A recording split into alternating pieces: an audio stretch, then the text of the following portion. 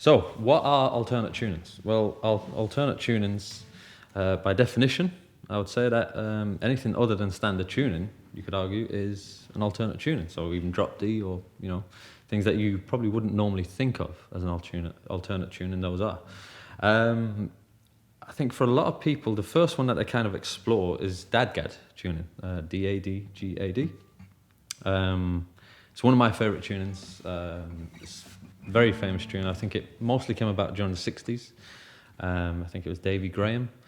I mean, big bands have used them as well, Led Zeppelin with Kashmir and whatnot. So it's been used in all types of settings. Traditionally kind of folky kind of used in Celtic music as well. Tony McManus is a big player in that tuning. But you've probably seen like videos of Andy McKee, and there's so many players that use this tune. And it's very fun. I think it's, for a lot of people, it's their first exploration of an alternate tune. It's really simple, because all you're doing, you're changing just 3 strings. So how to actually tune from standard tuning? So your E goes down to a D, okay? Really simple. Your A is the same, your D is the same, G is the same. Your B is going to go down to an A, okay? Really easy. And your E, your low E, is going to go all the way down to a D as well. So it sounds quite a nice sound. Now, you might be able to tell that it's neither major nor minor. It's actually a sus4 tuning, so there's so many possibilities with this.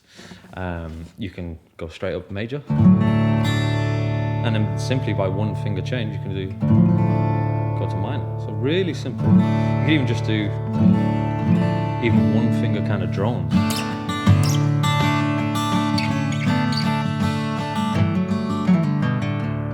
You can sound, you can get a lot more complex kind of sounds by not doing a lot at all, I think.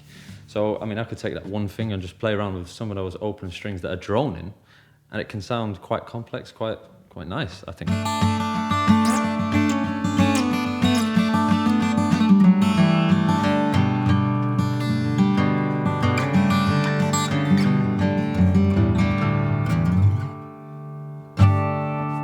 A lot of fun.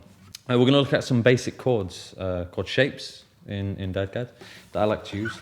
I like to go between almost like the six chord, the 5, the 4. You got your 3, and your 2 and your 1. With those open strings, I really like the sound of that.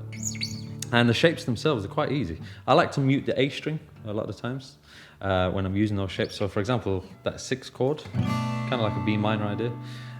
You'll see I'm muting that A string. Really simple. Letting those strings ring out. You don't have to, you can do what you want with them, of course, but I think with those open strings, because you're in an alternate tune, it kind of makes sense to let them ring out, So here's just an example of just messing around with some of these chords. Okay?